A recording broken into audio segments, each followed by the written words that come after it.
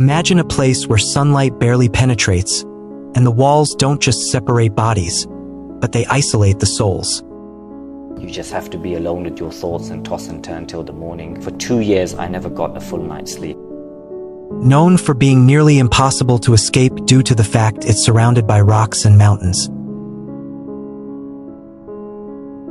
The ADX Florence was conceived in response to a tragic event at USP Marion in 1983, when 2 inmates brutally murdered 2 correctional officers, exposing critical flaws in maximum security prison design.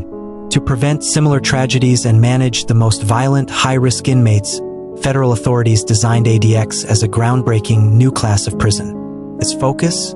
Individual containment and maximum isolation of the world's most dangerous criminals. I'm talking about the most notorious criminals, the gang leaders, drug barons, high-profile terrorists, spies, mass murderers. These were the worst of the very worst. Some even called them the fallen angels. Yeah, demons who roamed the face of the earth. What makes the ADX impossible to escape? I mean, it might just be one of those overhyped prisons, right? Even El Chapo escaped from multiple prisons, so what's the difference? Let's just say inmates are typically held in small concrete cells of about 7 by 12 feet, with minimal furnishing, concrete bunk and concrete desk. Within each cell has a steel toilet. Windows are tiny, just a narrow slit that lets in tiny rays of light. This way, inmates don't get to know exactly where they are, nor do they get to see the structure of the prison. This neutralizes any form of escape. There's no calendar, no clock, no way to mark time, just your internal sense of decay. You eat, shower, and exercise alone. Time doesn't just pass. It breaks people. It's about surviving your own demons. The ADX wasn't just built to rehabilitate criminals. This machine was built to neutralize the worst of the very worst. I'm talking about some names like Ted Kaczynski, better known as the Unabomber; Ramzi Youssef, the mastermind behind the 1993 World Trade Center bombing; Richard Ridd, the so-called shoe bomber; Zacarias Moussaoui, the Boston Marathon bomber. And how can we all put these guys at a party without inviting Joaquín Guzmán, popularly known as El Chapo, the Mexican drug kingpin responsible for countless deaths and multiple prison escapes, until he ended up here? No one has ever escaped the ADX Florence. No one. The prison is laced with surveillance cameras, motion detectors, thermal imaging sensors, and pressure-sensitive floors.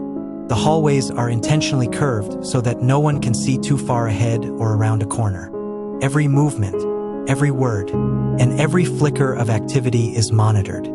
Hundreds of gates that are electronic. We can live time monitor over 50 languages. The doors open only from a central control room, and out of the 500 guards, none of them carry keys. You're moved through guards who don't talk.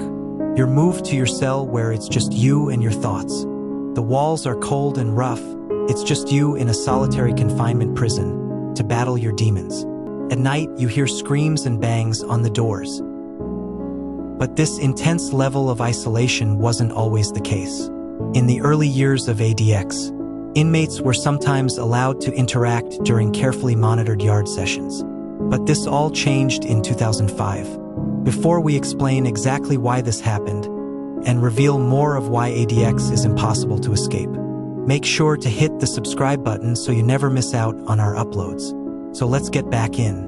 One fateful day, Manuel Tati Torres, a known member of the Mexican Mafia, was beaten to death by 2 fellow gang members during a group recreation session. The killing was calculated, sudden, and brutal.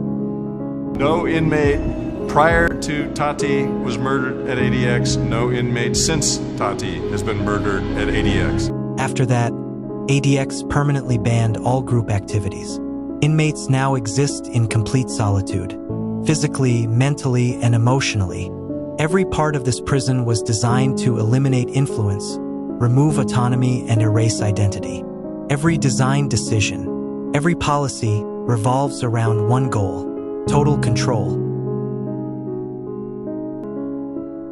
So what do you think? Is ADX Florence inhumane? Is it a place you'd wish anyone would go? Or is it a necessary solution to keep the public safe? Let us know in the comments below. No matter what your stance is on ADX Florence, it's clear that it was built to contain the uncontainable, to house the most dangerous men in the world and keep them silent, still, and out of reach. El Chapo, the shoe bomber, the Boston Marathon bomber, and many more. None of these guys have escaped ADX, and none of them ever will. At ADX Florence, you don't survive among the inmates. You survive yourself, and that's what makes it one of the most sinister, most effective, and most terrifying institution in America.